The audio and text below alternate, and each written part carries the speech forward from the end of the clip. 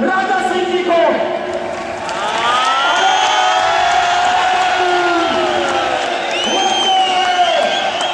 भारत माता की जय। अरे जियो तो शिवाजी जैसा, मरो तो संभाजी जैसा।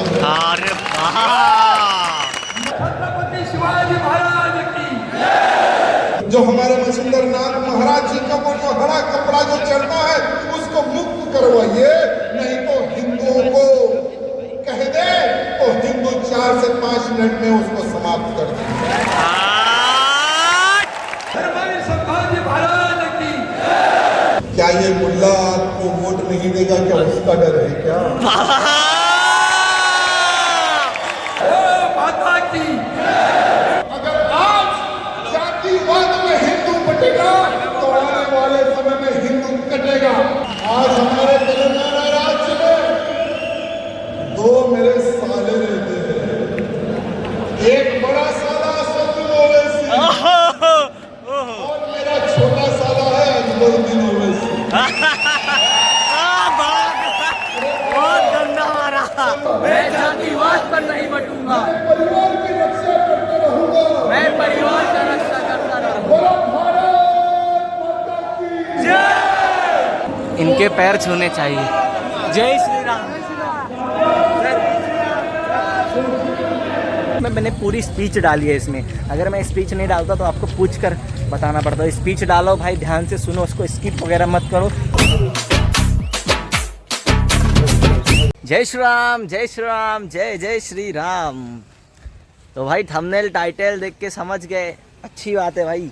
तो भाई मैं भी नाम बहुत सुना हूँ, मतलब यूट्यूब पे खुद से देखा हूँ। और लास्ट टाइम जब वो आए थे यहाँ पर मीरा भाईंदर में, तब तो नहीं हो पाया था भाई, तब मैं नहीं जा पाया था क्योंकि शायद उस दिन मैं गांव से वापस आया था, ऐसा कुछ सीन था। मीरा भाईंदर में जब वो आए थे टी राजा सिंह, तो भाई आज वो आ रहे हैं हमारे पड़गा में। मतलब बोले तो भिवंडी से ज़्यादा नहीं भाई, 18 से 20 किलोमीटर, ज़्यादा से ज़्यादा 20 किलोमीटर दूर है।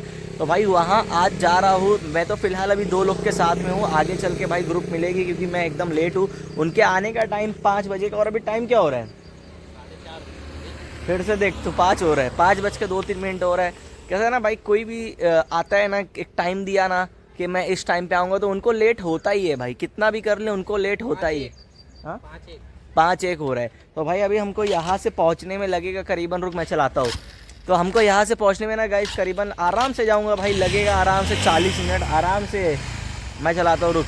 तो भाई चलते हैं भाई, रास्ते के नज़ारे के मज़े लेते हुए। और भाई मैं बहुत ज़्यादा खुश रहूँगा कि मैं उनको देखूँगा, उनकी स्पीच सुनूँगा, बहुत ही ज़्यादा पावरफुल स्पीच है। मैं खुलकर तो इस पर नहीं बोल सकता उनके बारे में अभी फ़िलहाल, क्योंकि भाई काफ़ी कुछ लफड़ा वगैरह हो सकता है, समझते हो ना, डिशुम डिशुम। तो भाई बस इतना ही, ये मान लो भाई हिंदुत्व की नहीं, हिंदुत्व की एक मिसाल है। जब वो निकलते हैं ना भाई तो सब कुछ ढक जाता है, सब कुछ छुपा दिया जाता है। अब वो क्या ढकता है, क्या छुपा दिया जाता है, वो आप लोग समझ जाओगे। नहीं समझे तो ज़रा उनकी 2-3 वीडियो उनके बारे में देख लो, टी राजा सिंह के बारे में, तब आप समझ जाओगे कि मैं किसकी बात कर रहा हूँ, अगर आपको नहीं मालूम है भाई टी राजा सिंह। तो चलते हैं भैया, ब्लॉग वीडियो शुरू करते हैं यहीं से। भारत माता की जय, जय श्री राम।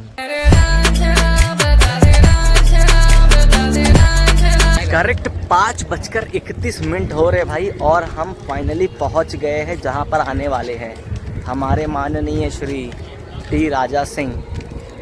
यहाँ पर हिंदू सभा और संत सम्मेलन है, जो कि आते वक्त बोर्ड पर पढ़ा मैंने। इसके पहले बस इतना ही आइडिया था कि आने वाले हैं वो। और यहाँ पर इतनी गर्दी है भैया, बाइक इतनी लगी है, और एक बाइक पर एक सिंगल आदमी तो आया ही नहीं होगा, 2-2 3-3 2-2 3-3, और इतनी गर्दी। कार देखो, सब देखो, कार पार्किंग में लगी है कंटिन्यू, और उधर ना पूरा उधर स्टार्ट में ही बाइक पार्किंग में लगी है, और इतनी पब्लिक आ रही है, बाप रे, बहुत गर्दी रहने वाली है, बहुत। हनुमान चालीसा हो रहा है अभी, हनुमान चालीसा भजन चल रहा है अंदर। तो भाई लोग मैं आपको दिखाता हूँ कि भाई आज यहाँ पर सम्मेलन कहाँ पर है। ये देखो, कितनी भी बारिश, आंधी तूफान, कुछ भी आ जाए भाई, कोई दिक्कत नहीं पड़ने वाला, देख रहे हो किस तरह से है, एकदम मतलब किसी तरह का कोई दिक्कत नहीं। और आगे यहाँ पर भाई पुलिस तो मजबूत है ही, साथ में कार्यकर्ता है भाई बजरंग दल वाले, और ऊपर से फायर ब्रिगेड है, वहाँ पर एम्बुलेंस है, हर एक तरह की सुविधा उपलब्ध की गई है भाई, पानी पीने की सुविधा उपलब्ध है यहाँ पर।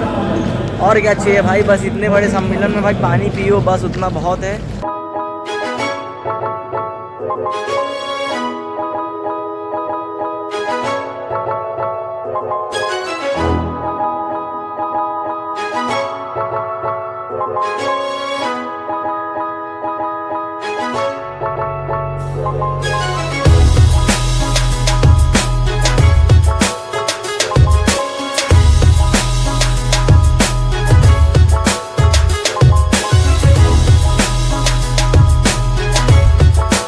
तो ये देखो भाई, यहाँ पर है मुख्य स्टेज और टी राजा सिंह जी की चेयर। भाई इतनी स्पेशल चेयर ला गए हैं और सामने व्यवस्था है भाई गीत भजन का। और यहाँ पर सारे कार्यकर्ता यहाँ पर प्रेस वाले और ऊपर यहाँ आगे सारे वीवीआईपीज और फिर उसके पीछे सब कार्यकर्ता धीरे धीरे, और बहुत ज़्यादा गर्दी रहने वाली है। भाई टी राजा सिंह की एंट्री हो चुकी है।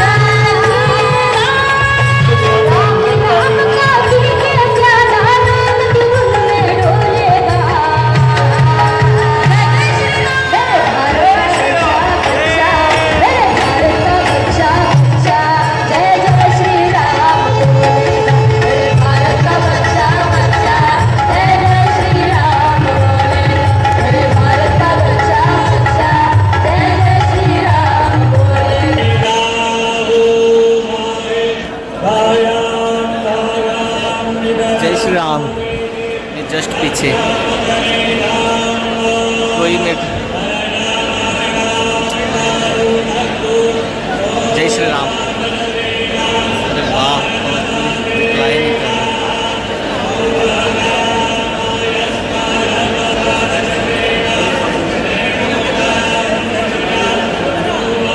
भाई, फोर्स देखो।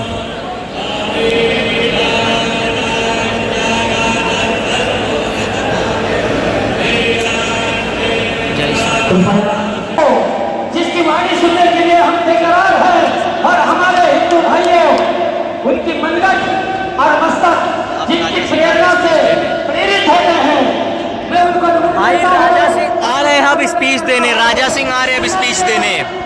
भारतीय सेना तेलंगाना का मोर्चा और पूरी महफिल खड़ी हो जाएगी, अभी पूरी महफिल खड़ी होगी, देखते रहना।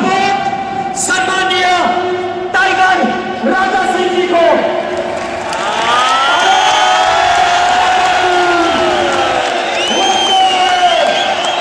जय श्री राम। जय श्री राम। इनका ही इंतजार था भाई, इनके स्पीच का।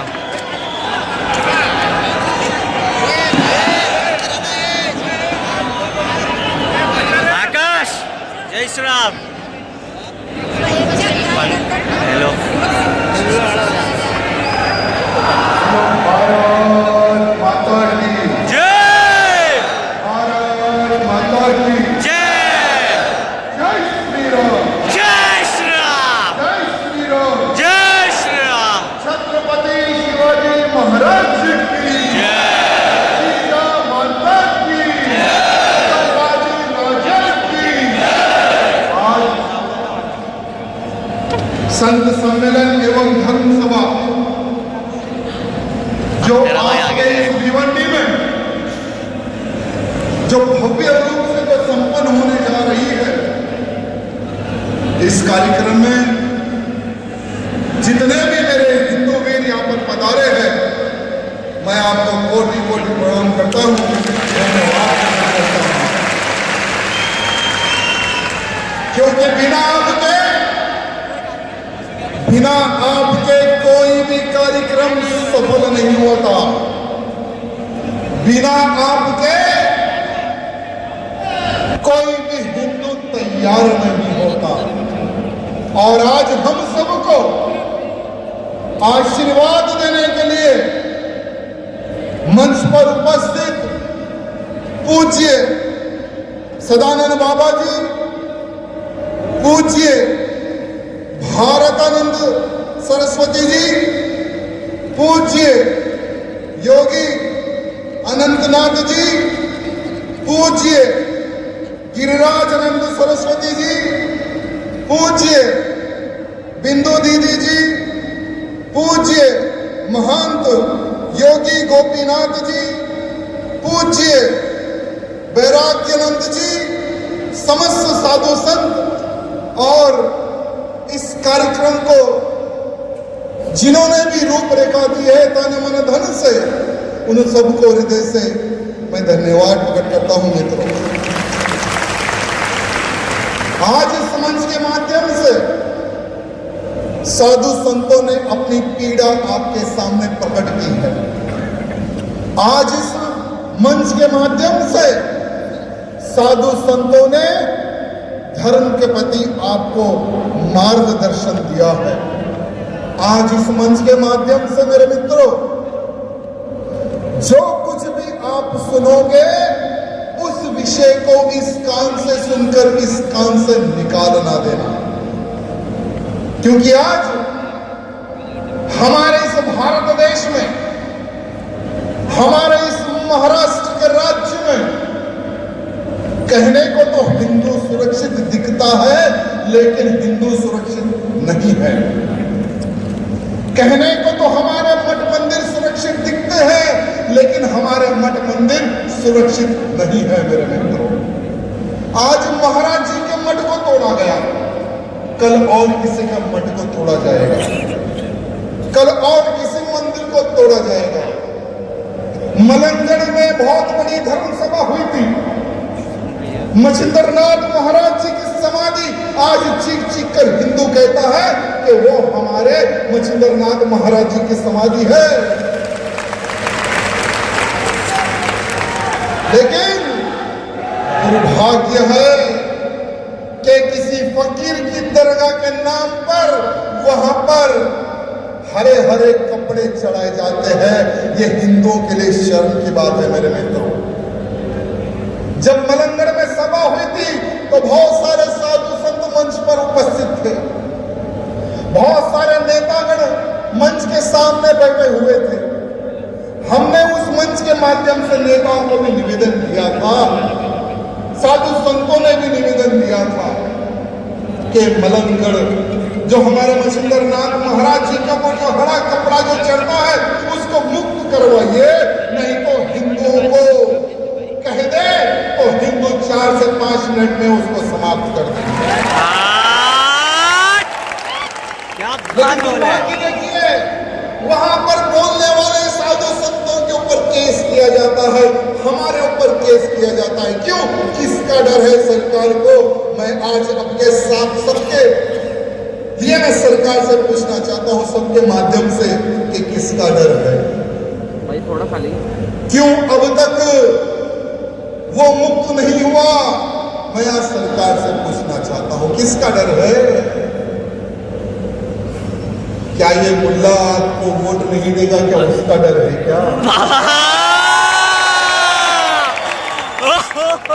हमारे राजनेता को कहना चाहूंगा, लिख लो मेरी बात। तुम अगर तुम्हारी गर्दन काट के भी इनके चरणों में रखोगे तो तुम्हें वो एक वोट भी ये नहीं देंगे। ये अरे महाराष्ट्र की धरती में छत्रपति शिवाजी महाराज के मामलों की संख्या ज्यादा है या इनको हत्यारों की संख्या ज्यादा है? ये सरकार को सोचने और समझने की आवश्यकता है। महाराष्ट्र की धरती में हिंदुओं की जनसंख्या कितनी है और लोग जिहादियों की संख्या कितनी है? एक बार कैलकुलेशन कर ले, एक बार सर्वे करवा ले। पार्लियामेंट चुनाव हुआ, पार्लियामेंट चुनाव में क्या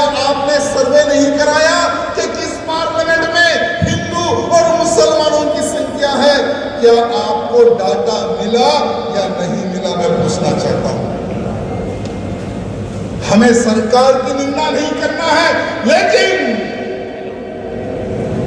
हमें सरकार के हाथ मजबूत करना है और हमारे एकनाथ शिंदे जी जो हिंदूवादी मुख्यमंत्री है, उनको कहना इस मंच के माध्यम से कि महाराष्ट्र का ही नहीं पूरे भारत का हिंदू आपके साथ है। मुक्त करिए मलंगड़ को।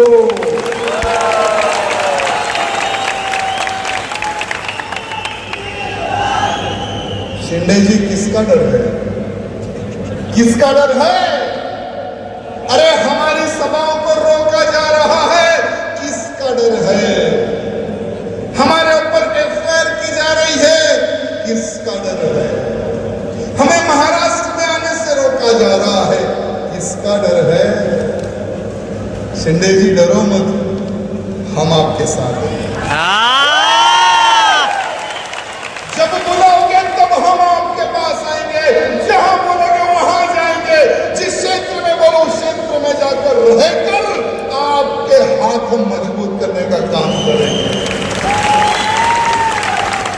भले ही आपके आजू बाजू कुछ सेकुलर कीड़े मकोड़े बैठ गए होंगे, लेकिन उन कीड़े मकोड़ों के बारे में मत सोचो। जो हिंदू हित की बात करेगा वही महाराष्ट्र में।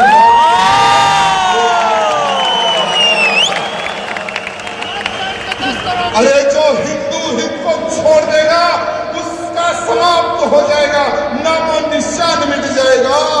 ये बात भी हमारे सेकुलर नेताएं और डुप्लीकेट हिंदू नेता याद रखना। आज हमें क्या करना है? हम यहां क्यों आए? हैदराबाद से मुंबई, मुंबई से आपके भिवंडी, क्या हमें यहां पर चुनाव लड़ना है? नहीं। क्या हमें यहां राज करना है? नहीं। लेकिन एक पीड़ा है, एक पीड़ा है मन में। अरे जिस क्षेत्र की रक्षा के लिए, महाराष्ट्र के हिंदुओं की रक्षा के लिए मेरे छत्रपति शिवाजी महाराज ने, मेरे संभाजी ने अपने प्राण त्यागे हैं यहाँ के हिंदुओं की रक्षा के लिए।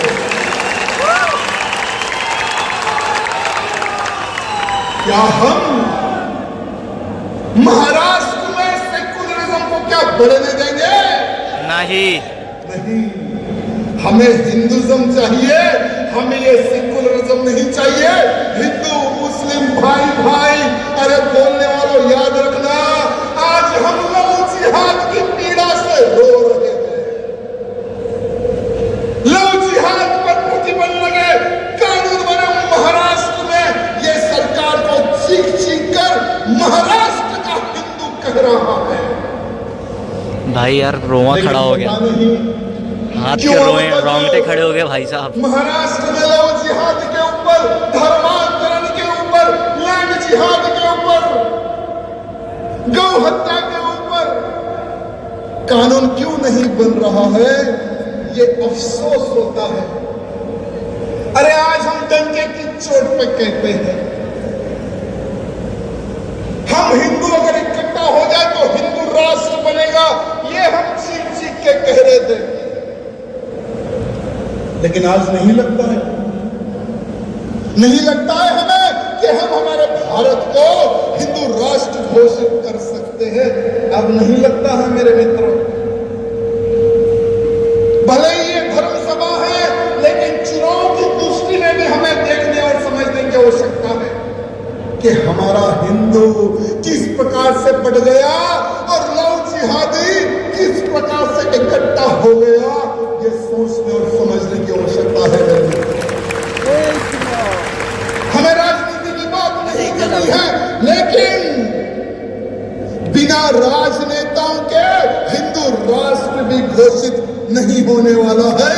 ये बात मेरे हिंदू भाई हिंदुओं याद रखना। हम हिंदू राष्ट्र के लिए अगर भारत के 100 करोड़ हिंदुओं को भी अगर एक मंच पर ला ले तो हिंदू राष्ट्र घोषित नहीं होगा। अगर इस बार चुनाव में अगर हम 400 पार कर देते हैं तो हिंदू राष्ट्र घोषित हो जाता मेरे मित्रों, हिंदू राष्ट्र घोषित हो जाता। हमारे इस महाराष्ट्र की धरती पर कुछ ही दिन पहले हमारे एक मंत्री जी ने महाराष्ट्र की विधानसभा में खड़े होकर लव जिहाद के ऊपर अपना एक भाषण दिया था। मंत्री जी ने कहा कि सिर्फ महाराष्ट्र में जो कुछ पुलिस स्टेशनों में जो गुना दाखिल हुआ लव जिहाद के नाम पर, वो 1 लाख से ऊपर गुना दाखिल ऐसे केसेस सामने आए। महाराष्ट्र के हमारे मंत्री जी विधानसभा में खड़े होकर कहते हैं। सोचिए मेरे मित्रों, जो लोग अपनी बेटी जाने पर, लव जिहाद के शिकार होने पर पुलिस स्टेशन तक जाके जिन जिन लोगों ने केस किया है उनकी संख्या 1 लाख है। जिन लोगों ने इज्जत के मारे कि हमारी इज्जत ना चली जाए, ठीक है हमारी बेटी की जान दो, आज के बाद वो मर गई समझो, ऐसे कितने परिवार होंगे एक बार सोचिए। अरे ऑफिशियली 1 लाख है तो इनऑफिशियली और कितनी हमारी बहन बेटी लव जिहाद के नाम पर सिर्फ केवल महाराष्ट्र में शिकार हुई, इसका डाटा कौन देगा, कौन देगा? अरे अगर प्यार है तो फिर जिहाद क्यों? अरे क्यों हमारी हिंदू बहन बेटियों के 35 टुकड़े किए जाते हैं? मैं आज पूछना चाहता हूं। अरे 14 साल की हमारी एक हिंदू बहन, जो हमारा मित्र बता रहा था, 14 साल की हमारी हिंदू नाबालिग दलित इब्राहिम खान नाम के एक जिहादी ने घर में घुसकर उसका बलात्कार किया। उस दलित बहन को डराया गया, धमकाया गया कि अगर तू केस करोगी तो हम तुझे मर्डर कर देंगे, मार देंगे। लेकिन उस लड़की ने हिम्मत जुटाकर पुलिस स्टेशन में केस किया। आज वो हरामी लांडा। अरे मैं धन्यवाद करता हूं हमारे महाराष्ट्र की पुलिस को, जिन्होंने इब्राहिम खान को पकड़ के सलाखों के पीछे डाला। मैं धन्यवाद करता हूं हमारे महाराष्ट्र की पुलिस को। धन्यवाद। लेकिन हमारी पूनम को भी इन लव जिहादियों ने, एक टैक्सी ड्राइवर ने लव जिहाद के नाम पर भला फुसलाकर उससे शारीरिक संबंध बनाता है, उसको डुबो के मारता है, सूटकेस में बंद करके फेंक देता है। इसका इंसाफ कौन करेगा? अरे कुछ ही दिन पहले कर्नाटक में हमारी नेहा बहन, जो फैयाज खान नामक हमारी बहन को तड़पा रहा था, सता रहा था, डरा रहा था कि मुझसे शादी कर लो, नहीं करूंगी, मुझसे विवाह कर लो, मेरे साथ आ जाओ। लड़की ने नहीं सुना, चाकुओं से भोंक कर हमारी बहन को, हमारी नेहा बहन को मार दिया। अरे अगर हमारी हिंदू बहन लव जिहाद के नाम पर अगर कन्वर्ट होती है तो भी मरती है, अगर कन्वर्ट नहीं होती है तो भी मरती है। इसलिए आज हम लव जिहाद के ऊपर कानून बनाइए, सख्ती से कानून बने, इसकी हम डिमांड क्यों कर रहे हैं? अरे कुछ ही दिन पहले उत्तर प्रदेश में मोहम्मद समीर ने 4 साल की हिंदू बच्ची के साथ बलात्कार किया। मेरे मित्रों, 4 साल की हिंदू बच्ची के साथ। अरे चाहे वो 4 महीने की हो, चाहे वो 4 साल की हो, चाहे वो 50 साल की क्यों ना हो, इनके मजहब में यह सिखाया गया कि हिंदू काफिर है और हिंदुओं की बहन हो, बेटी हो, छोटी हो, बड़ी हो, इनके साथ बलात्कार करना हमारे किताबों में लिखा हुआ है, हमारे शरीयत में लिखा हुआ है। इसलिए ये लोग उम्र नहीं देखते, बस सर्वनाश करने की सोच रखकर चाहे वो छोटी बच्ची क्यों ना हो, उसके साथ बलात्कार करने की सोच रखते हैं। लेकिन हमारे बाबा योगीनाथ जी ने उस हरामी को ऐसा सबक सिखाया, ऐसा सबक सिखाया, उसकी 7 पुश्ते याद करे, ऐसा सबक उस हरामी को सिखाया। योगी आदित्यनाथ जिंदाबाद। हमारे महाराष्ट्र में भी क्या उस प्रकार से सबक सिखाने की क्या आवश्यकता है या नहीं है, आज मैं पूछना चाहता हूं। है। हमारे महाराष्ट्र में भी अगर जो कोई भी लांडा करो जिहाद के नाम पर, अगर हमारे बहन का धर्मांतरण करता है तो क्या उसके घर बुलडोजर जाना चाहिए? जाना चाहिए, जाना चाहिए। ये डिमांड केवल एक राजा सिंह की आवश्यकता नहीं करने की, आप सबको, हमारे मुख्यमंत्री जी एवं हमारे देवेंद्र भैया जी हैं, उनसे आप सबको डिमांड करना है, प्रार्थना करना है मेरे मित्रों, और कहना है कि जल्द से जल्द लव जिहाद के ऊपर कानून बने, या नहीं तो हमें फ्रीडम दे दे, जैसे उत्तराखंड के मुख्यमंत्री ने किया था। आपको बताएं कि लव जिहादियों को सबक सिखाने के लिए उत्तराखंड के हिंदुओं ने बहुत अच्छा काम किया। उत्तराखंड के हमारे क्षेत्र में मैं बताना चाहूंगा, हाल ही में उत्तराखंड के काशी यानी उत्तर काशी में लव जिहाद के नाम पर हमारी बहन को फंसाया गया। उत्तर काशी के हिंदुओं को मैं दिल से धन्यवाद करता हूं, एक लांडे की दुकान उन्होंने खाली कर दी।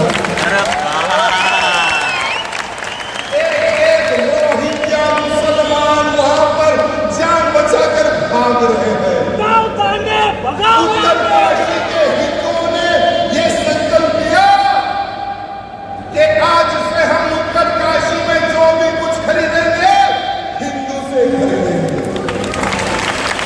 आज से हम, चाहे वो 1 रुपए की चीज हो या 100 रुपए की या 1000 रुपए की कोई भी चीज हो, हम हिंदू से खरीदेंगे, लोग जिहाद से खरीदेंगे।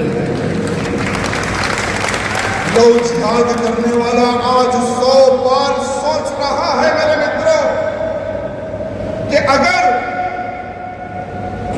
एक व्यक्ति लव जिहाद करेगा तो उसकी सजा हजारों को मिलेगी। उनसे हमें सीख लेने की आवश्यकता है कि इन लव जिहादियों को हमें सबक कैसे सिखाना है मेरे मित्रों। आज हम लैंड जिहाद की बात करते हैं, जहां पर देखो वहां पर किसी फकीर की दरगाह बनाकर लैंड कब्जा। मुंबई जैसे क्षेत्र में बड़े बड़े कॉस्टली लैंड पर कब्जा, जहां देखो वहां पर पंक्चर की दुकान लगाकर कब्जा। अरे जगहें तो कब्जा हो रही है, ये दिख रहा है। अरे मेरे छत्रपति शिवाजी महाराज ने 370 किले जीते हैं। उन 370 किलो में 100 किलो ऐसे हैं जहां पर किसी फकीर की दरगाह या मस्जिद बन चुकी है मेरे मित्रों। मैं आज एएसआई डिपार्टमेंट से पूछना चाहता हूं कि अगर हिंदू उस किले पर भगवा झंडा, छत्रपति शिवाजी महाराज की जयंती पर हिंदू झंडा लेकर जाता है तो उस हिंदू के ऊपर गुनाह दाखिल करते हैं। और वही मुसलमान अगर किसी फकीर के ऊपर कपड़ा चढ़ाने जाता है तो उसका स्वागत करते हैं। मैं हमारे मुख्यमंत्री जी को कहना चाहूंगा कि चुनाव बहुत नजदीक है। कब है चुनाव? नवंबर दिसंबर। उससे पहले ये 100 किलो पर जिन लोगों ने कब्जा किया है उसको साफ कर दे। छत्रपति शिवाजी महाराज के किले पर हरा कपड़ा नहीं दिखना चाहिए, सिर्फ भगवा ही भगवा दिखना चाहिए। ये हमारे देवेंद्र भैया जी से और मुख्यमंत्री से निवेदन करना चाहूंगा। हमारे गुरुजी ने एक बहुत अच्छी बात कही है, गुरुजी ने, कि वक्फ बोर्ड क्या है ये, क्या है ये वक्फ बोर्ड। आज के बहुत ही नौजवानों को बहुत कम पता है ये वक्फ बोर्ड क्या है।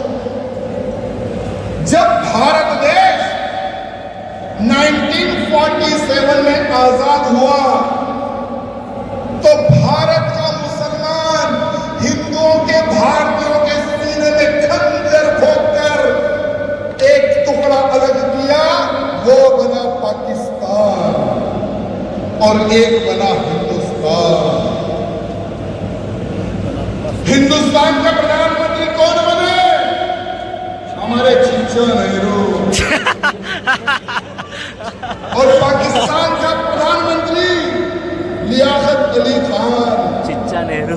तो हमारे चिच्चा नेहरू जी ने, चिच्चा नेहरू, उस लियाकत अली खान को वादा दिया, क्या वादा दिया? कि भारत में जितने भी जो पाकिस्तान भागे हिंदुस्तान से, उनकी जमीनों को हम बचाएंगे। अभी चिच्चा नेहरू तो नहीं है, लेकिन उनकी औलादें हैं।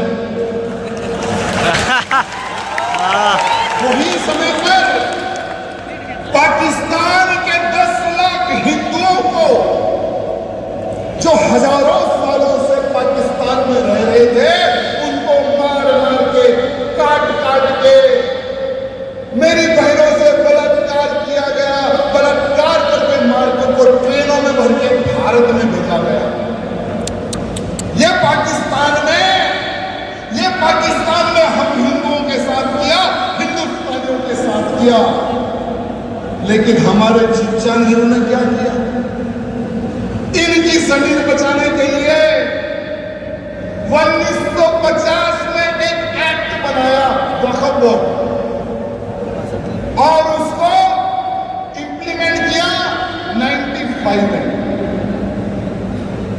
लगभग मेरे मित्रों, हमारे केवल महाराष्ट्र में वक्फ बोर्ड के नाम पर 1 लाख एकड़ जमीन है मेरे मित्रों। कितनी? बाप रे बाप। 1 लाख एकड़ जमीन। पुणे में 9,300 एकड़, नागपुर में 9,200 एकड़, नासिक में 8,400 एकड़, कोंडाला में 6,000 एकड़, अमरावती में 2,800 एकड़, संगली में 2,500 एकड़, ऐसे करके 1 लाख एकड़ जमीन इन वक्फ बोर्ड वालों के पास है, केवल महाराष्ट्र में मेरे मित्र। अगर हम पूरे भारत की अगर हम बात करें मेरे मित्रों, तो पूरे भारत में लगभग 18 एकड़ यानी 18 लाख एकड़ जमीन एक डिफेंस के पास है, 12 लाख एकड़ रेलवे के पास है, तो सिर्फ वक्फ बोर्ड के पास 10 लाख एकड़ जमीन है मेरे मित्रों पूरे भारत में। अरे उठाओ डांडे, मैं हमारे भगाओ लांडे। निवेदन करना चाहूंगा 10 करोड़ दिए वक्फ और बोर्ड को। हमारे एक जी से निवेदन करना चाहूंगा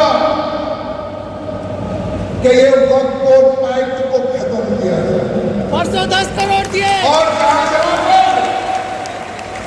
वक्फ बोर्ड का लैंड है, वहां पर हॉस्पिटल बनाया जाए हिंदुओं के लिए। जहां पर वक्फ बोर्ड का लैंड है, वहां पर स्टेडियम बनाया जाए हिंदुओं के लिए, कॉलेज बनाया जाए हिंदुओं के लिए। अरे जिनको घर नहीं है उनके लिए घर बनाया जाए हिंदुओं के लिए, क्योंकि ये जगह उनके बाप की नहीं है मेरे मित्रों, ये जगह हमारी है, हिंदुस्तानियों की है और हिंदुओं की है मेरे मित्रों। अगर ये एक्ट खत्म नहीं हुआ, इस एक्ट को इतना मजबूत कर दिया गया, ये शेड आप देख रहे होंगे। अगर कोई भी वक्फ बोर्ड का मेंबर कह दे कि ये वक्फ बोर्ड का लैंड है, तो भारत का कोई भी कोर्ट, कोई भी अदालत, कोई भी सरकार इस जगह को नहीं बचा सकती। उतना स्ट्रांगली उस एक्ट को बनाया गया मेरे मित्र। लेकिन हमें सरकार को यह कहना है कि आप वक्फ बोर्ड के कानून को हटाओ, हम आपका साथ देंगे। मेरे मित्रों, आपको बताएं कि कोई भी सरकार क्यों डरती है इतने बड़े डिसीजन लेने के लिए? आपको बताएं सरकार क्यों डरती है? क्योंकि सरकार को यह डर लगता है कि जब आएंगे तो मेरा हिंदू हमारा साथ देगा या नहीं देगा। हमारा हिंदू जातिवाद में पट के जिस प्रकार से चुनाव में नुकसान हो गया, क्या उस प्रकार से क्या नुकसान होगा क्या? हमारा हिंदू 2, 4, 5, 10 हजार में अगर अपना वोट बेच देगा तो क्या उससे हमारा नुकसान होगा क्या? मेरे मित्रों, ये सब डर सरकार को रहता है। अगर ये डर सरकार को निकालना है तो महाराष्ट्र के एक हिंदू, मैं हिंदू जागरण मंच के अधिकारियों को निवेदन करना चाहूंगा कि एक हिंदू को इकट्ठा करने का काम आप लोग कीजिए। मैं साधु संतों के चरणों को प्रणाम करके निवेदन करना चाहूंगा कि महाराष्ट्र के जितने भी जो हिंदू हैं, जात पात को छोड़ो, हिंदू का झंडा, भगत का झंडा पकड़कर आगे बढ़ो, क्योंकि हिंदू इकट्ठा होगा तो ही हम महाराष्ट्र के हिंदुओं को बचा सकेंगे। ये हमें संदेश आज देने की आवश्यकता है मेरे मित्रों। आज यहाँ पर धर्म सभा लगाने का उद्देश्य भड़काने का नहीं है मेरे मित्रों। हमारा उद्देश्य है कि आज के कुंभकर्ण की नींद जो हिंदू सो रहा है ना, उस हिंदू को जगाना, यही हमारा संकल्प है मेरे मित्रों। हमारा हिंदू बहुत ही जल्द सो जाता है, उसको उठाने के लिए इस प्रकार की सभाएं लगाई जाती है। अरे उठ भाई, हिंदू खतरे में हो, उठ। सभाएं, रैली, धर्म, बड़े बड़े पॉम्पलेट बांट के हिंदुओं को इकट्ठा करते हैं, हिंदुओं को जगाते हैं। जैसा ही हिंदू घर जाता है फिर हिंदू सो जाता है।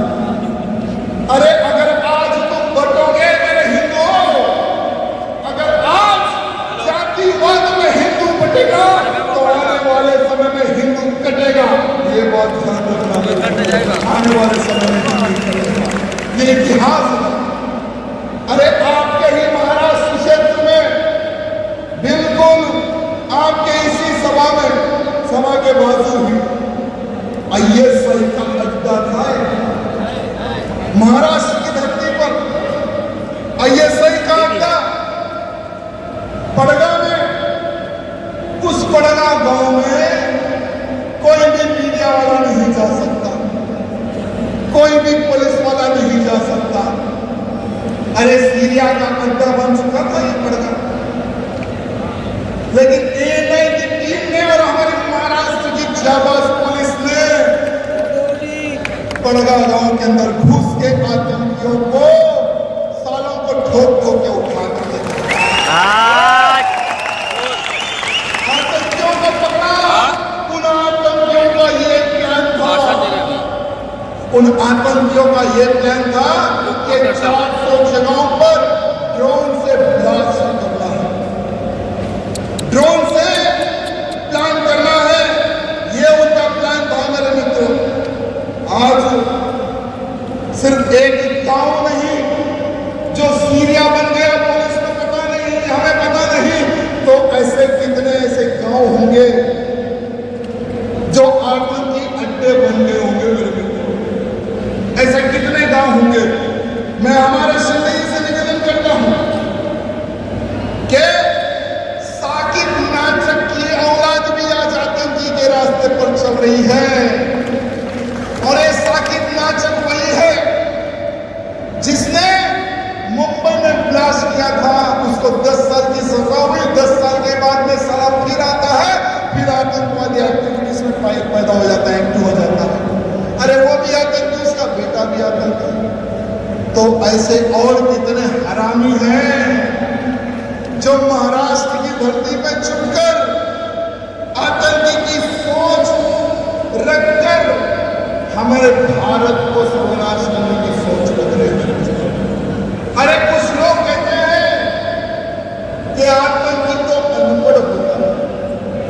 आतंकी अनपढ़ होता है। अरे आतंकी तो बेचारा को समझ में नहीं आता, उसको कुछ पैसे दे दो गन पकड़ के निकल जाता है। तो उनको कहना चाहूंगा कि हमने कुछ आतंकियों पर रिसर्च किया, जैसे ओसामा बिन लादेन, याकूब मेमन, अफजल गुरु और हाफिज सैयद, अबू बकर बगदादी, ये सब पढ़े लिखे आतंकी थे। अरे याकूब मेमन जो कि चार्टर्ड अकाउंटेंट था मेरे अरे मित्रों। CA Osama bin Laden CA engineer की डिग्री थी उसके पास, इंजीनियर की डिग्री। साथ ही साथ ये लोग भी ऐसा करते हैं। पाकिस्तान में बैठ के भारत के खिलाफ षड्यंत्र करता है, सारे के पास 2-2 डिग्रियां थी, पापा 2-2 डिग्रियां मेरे मित्रों। और कुछ ही दिन पहले हमारे पूना में भी एक डॉक्टर पकड़ा जाता है। पूना में एक डॉक्टर पकड़ा जाता है और उस मुल्ले का नाम है अदनान अली। पुणे में डॉक्टर है, 16 साल से वो वर्क कर रहा है और आतंकियों के लिए फंडिंग जमा कर रहा है। उसको पकड़ा, सब परेशान है, डॉक्टर आतंकी कैसे हो गया, कैसे हो गया एक आतंकी डॉक्टर। जब उसको पकड़ के इंट्रोगेशन किया गया तो बच्चों का ब्रेन वॉश करना ही उसका काम था और फंडिंग इकट्ठा करके आतंकी को भेजना ही उसका काम था। अरे पहले ओसामा बिन लादेन जैसे आतंकी गुफाओं में बैठकर अमेरिका या यहां बम ब्लास्ट करते थे, लेकिन आज शायद आपके भी बीच में कोई आतंकी होगा, आपके घर के आजू बाजू भी कोई आतंकी होगा। अरे डॉक्टर आतंकी होगा, इंजीनियर आतंकी होगा, प्रोफेसर आतंकी होगा। मेरे मित्रों, हमें सावधानी बरतना है, नहीं तो ये गजवा हिंद का जो ये लोग सपना लेकर आगे बढ़ रहे हैं ना, इस गजवा हिंद में ये लोग सक्सेस हो जाएंगे मेरे मित्रों। गजवा हिंद पता है आपको क्या है? गजवा हिंद जितने भी आतंकी संगठन है, इनका सपना है कि भारत पर हम गजवा हिंद करेंगे, यानी भारत से हम युद्ध करेंगे। ये लोग वही रास्ते पर चल रहे हैं मेरे मित्रों, भारत से युद्ध करने के रास्ते पर चल रहे हैं। इसलिए भारत में हर राज्य में आतंकी पकड़ा जा रहा है। तो हमें सावधानी से काम करने की आज आवश्यकता है मेरे मित्रों। और साथ ही साथ यहाँ पर जितने भी मेरे मामले हैं, उन सबको यह निवेदन करना चाहूंगा कि आज सभा में आकर चले जाना ये नहीं, हमें एक संकल्प लेने की आज आवश्यकता है मेरे कि मैं जब तक जीऊंगा हिंदू राष्ट्र की स्थापना के लिए मैं जीऊंगा। मैं जब तक जीऊंगा लव जिहाद धर्मांतरण के खिलाफ युद्ध करता रहूंगा। 17 तारीख के दिन क्या है मेरे मित्रों? बकरा क्या है 17 तारीख के दिन? बकरा ईद अरे हम सबकी मां गौ माता को काटने का दिन है। हम सबकी मां, अरे जब मां अपने बच्चे को दूध नहीं पिला सकती तो डॉक्टर बोलेगा कि गैया मैया का दूध पिला दे, वो एक शेर बनेगा। अरे जब इस धरती पर गाय नहीं रहेगी तो क्या डब्बे का दूध पिलाओगे? अरे अगर डब्बे का दूध पिलाओगे तो पप्पू जैसे बच्चे पैदा होंगे।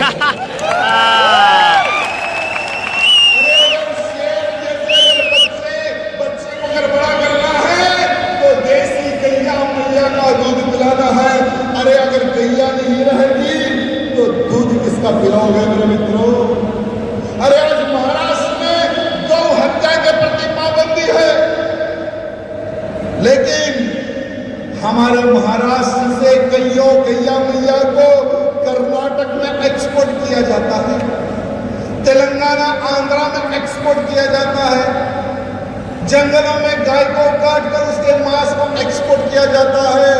मैं हमारे कुछ पुलिस भाई बंधुओं को और कुछ नेताओं को कहना चाहूंगा कि गौ हत्या बहुत बड़ा पाप है। गौ हत्या करने वाले को समर्थन भी देना एक बहुत बड़ा पाप है। अरे अगर उस पाप की भागीदारी तुम आज बना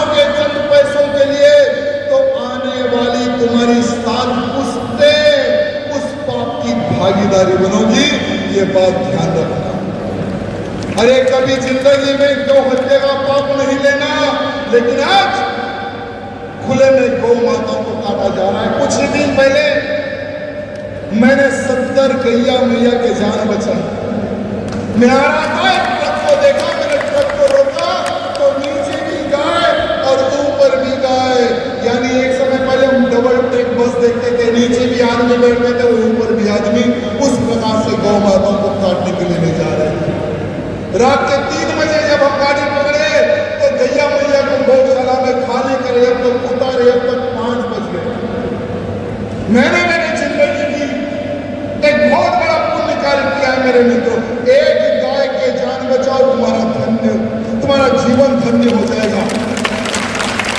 और इस बकरीद में एक भी गौ माता का कत्ल ना हो, ये संकल्प आज हम सबको लेने की आवश्यकता है मेरे मित्रों। जिंदगी में एक गाय के प्राण बचाओ, आपका जीवन धन्य हो गया समझो। सिर्फ एक गाय के जान मेरे मित्रों। अरे कुछ दिन पहले गौ माता की रक्षा के लिए हमारा एक हिंदू शेर शहीद हो गया झारखंड में। ट्रक को रोकने के चक्कर में उस कसाई ने उस हिंदू कार्यकर्ता के ऊपर ट्रक चलवा दिया मेरे मित्रों। लेकिन हम उसकी आत्मा को शांति के लिए प्रार्थना करते हैं, लेकिन वो अपने जीवन में धन्य हो गया। लेकिन यहाँ पर जितने भी मेरे महाराष्ट्र के हिंदू वीर हैं, अरे जियो तो शिवाजी जैसा, मरो तो संभाजी जैसा है। अरे मरो तो संभाजी। हमें वो बात नहीं भूलनी है मेरे मित्रों। रोंगटे खड़े हो गए। आज यानी कल कुछ बोलने वाले और आज कुछ बोलने वाले नेता कहते हैं कि औरंगजेब अच्छा था। क्या मेरे संभाजी को मारने वाला औरंगजेब अच्छा था? बिल्कुल नहीं। क्या मेरे संभाजी के हाथ पैर काटने वाला क्या औरंगजेब अच्छा था? मेरे मित्रों, मैं तेलंगाना में रहता हूं, लेकिन मैंने एक संकल्प लिया है कि मैं जब तक जिंदा रहूंगा औरंगजेब की नाजायज औलादों को नहीं छोड़ूंगा। चाहे ये मत रहे या ना रहे, या मैं रहूं या ना रहूं, जब तक इस शरीर में सांस है हिंदू का प्रचार करते रहूंगा। और संभाजी महाराज के कातिलों को मैं जीने नहीं दूंगा मेरे मित्रों। आज हमारे तेलंगाना राज्य में 2 मेरे साले रहते हैं। एक बड़ा साला असदुद्दीन ओवैसी और मेरा छोटा साला है अजमलुद्दीन ओवैसी। बहुत गंदा मारा। 15 मिनट की बात करते थे, अरे आज बात करके बताया अगर तुम्हारे में दम है। अरे आज तेलंगाना का हिंदू एक हुआ, ये दोनों साले मुंह बंद करके बैठे हैं तेलंगाना में मेरे मित्र। अरे जब राम मंदिर की शोभा यात्रा निकलती है तो क्या होता है तेलंगाना में? सब कुछ ढक दिया जाता है। क्या हमें किसी का सहयोग है? नहीं। क्या हमें किसी का सपोर्ट है? हर दिन एक आतंकी पकड़ा जाता है। राजा सिंह को मारने के लिए पाकिस्तान से 1-1 करोड़ रुपए लेते हैं। राजा सिंह को मारने के लिए उसके घर को ब्लास्ट करने की सोच रखते हैं। बेटा, बकरे जैसी दाढ़ी रखने वाले बेटा, अरे बहा।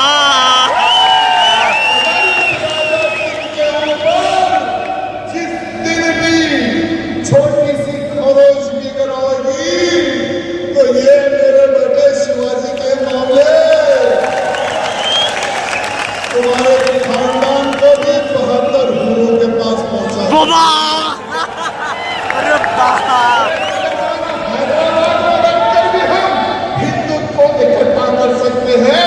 जब शोभा यात्रा निकलती है तो कोई भी हमारी शोभा यात्रा के सामने आने की हिम्मत नहीं रखता मेरे मित्रों। ये होता है हिंदुओं का संगठन। अरे जब जब हिंदू एक हुआ, इतिहास लिखा है हिंदुओं ने, और वो इतिहास आपके महाराष्ट्र में लिखेंगे मेरे मित्रों। अगर आप सब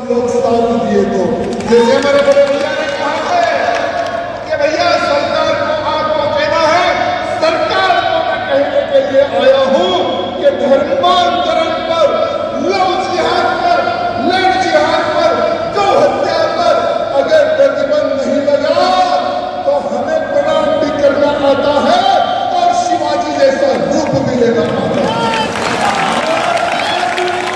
ये काम सरकार करे। सरकार को मैं वादा करता हूं, अगर ये 4 पर अगर आप कानून पास करोगे तो गली गली में घूमकर हम आपकी कुर्सी को मजबूत करने का काम करेंगे। ये हम आपको वादा करते हैं। बोलो भारत माता की जय, माता की जय। सभी लोग खड़े होकर एक संकल्प हम लोग लेंगे। जितनों के पास फोन है अपने फोन की टॉर्चलाइट खोल लेना, क्योंकि हम लोगों को दिखाने के लिए लाइट की आवश्यकता पड़ती है मेरे मित्रों।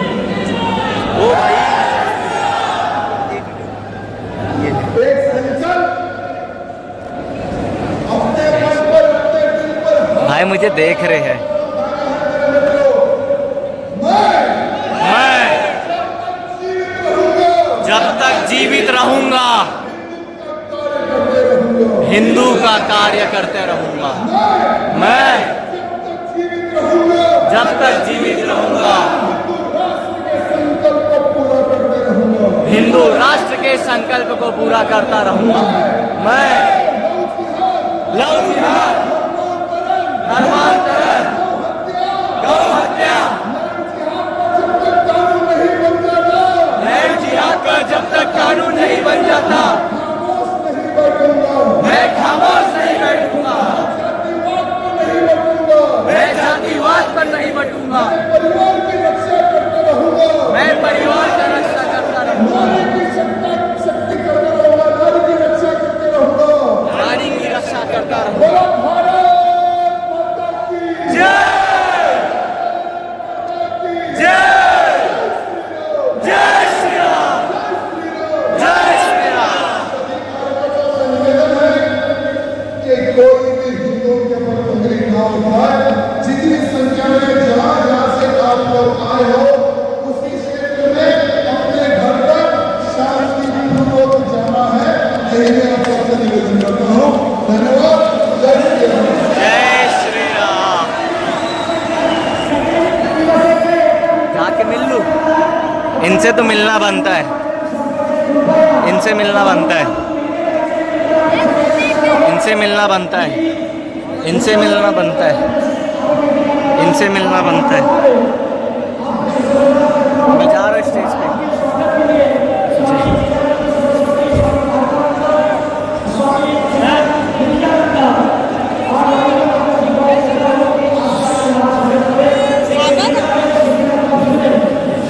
मैं जा रहा हूँ स्टेज पे। एक मिनट, एक मिनट। अबे यार मैं जाऊंगा स्टेज पे, उनका सम्मान हो रहा है। अभी मैं स्टेज पर जाऊंगा, अभी पक्का अभी चढ़ जाऊंगा मैं। कैमरा ऑफ है।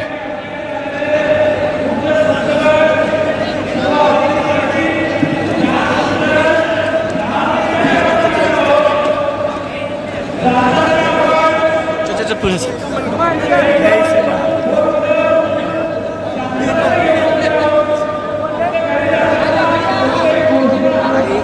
इनके पैर छूने चाहिए। जय श्री राम।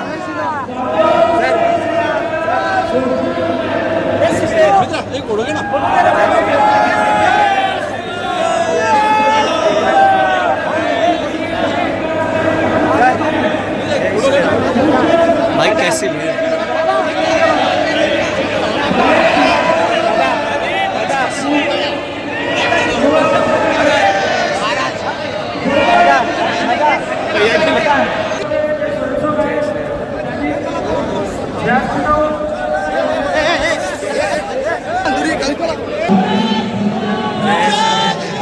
जय श्री राम। जा रहे भाई, जा रहे हैं। जय श्री राम, जय श्री राम, जय श्री राम, जय श्री राम, जय श्री राम।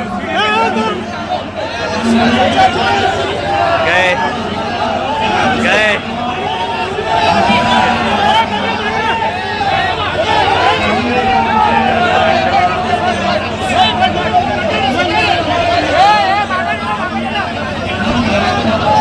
भाई गए, जितना हो सका उतना देख पाया, उतना मिल सका। मिल क्या लिया, बस देख लिया उन्हें, छू भी लिया।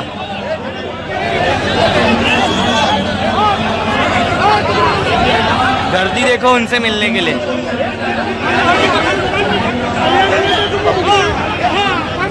तो हो गया सम्मेलन एंड, और अब सब जा रहे भाई निकल के अपने अपने घर। आप लोगों ने देखा भाई टी राजा सिंह जी गए, और जैसा मैं अभी कुछ दिन पहले लगभग शायद 8 तारीख को मैं गया था कोरम मॉल। हाँ, तो मैं बता रहा था कि 8 तारीख को मैं गया था कोरम मॉल, और वहाँ पर जानवी कपूर आई थी, और तब मैं बोला कि मेरा बिल्कुल मन नहीं कर रहा है जाके उनके स्टेज पर जाने का मौका मिल रहा था, फिर भी नहीं गया मैं कि कुछ परफॉर्म करके चले जाओ। पर आज ना भाई मौका नहीं मिल रहा था जाने का, फिर भी आज मैं गया। क्यों, मतलब अंदर से आया कि भाई जा दर्शन करके, समझे। तो मतलब इसलिए क्यों। और एक चीज़ बता दो मैं आपको अभी खुलकर, कि जो जानवी कपूर है ना, वो बोलेगी कि होली में कम पानी वेस्ट करो, दिवाली में बहुत पॉल्यूशन होगा, और अभी जो आ रहा है त्यौहार बकरा ईद, उसमें वो कुछ नहीं बोलेगी कि जानवरों को कम मारो, नहीं मारना चाहिए, ऐसे लेके कुछ नहीं। ये जो राजा सिंह ने एक बात कही ना, कि ये सोचते हैं कि इनका सपोर्ट कम हो जाएगा, इनका सपोर्ट नहीं मिलेगा फिर, पर ये बहुत गलत है। उन्होंने बोला ना, एक बार आप काउंटिंग करवा लो कौन ज़्यादा है, पता चल जाएगा। तो भाई खुलकर हिंदू बनो, खुलकर हिंदुत्व के लिए आगे आओ, वही रहेगा। मैं भी भाई हिंदुत्व के लिए आगे आऊँगा, मैं भी जितना हो सकेगा उतना हिंदुत्व के लिए करूँगा, हिंदू हूँ इसलिए।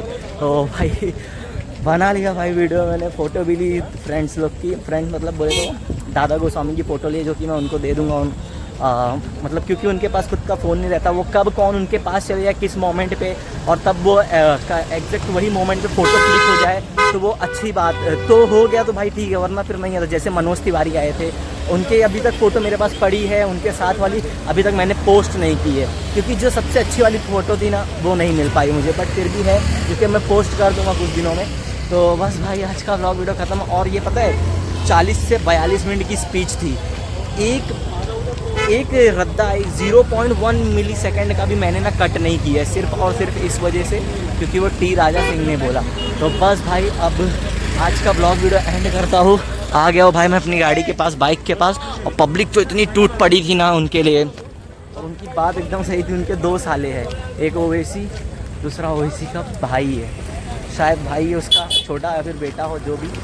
15 मिनट का समय मांगा था उसने, जाने दो, वो राजा सिंह जी ने बोल दिया। बस इतना ही है कि भाई हिंदुत्व के लिए खुलकर आओ। उन्होंने कहा ना कि मैं ना मुझे किसी का सपोर्ट है, कुछ नहीं, बस मैं हिंदुओं के साथ में हूँ। इस वजह से मैं जब रैलियाँ निकालता हूँ, मैं कुछ करता हूँ, तो फिर किसी की हिम्मत नहीं होती कि सामने आ जाए।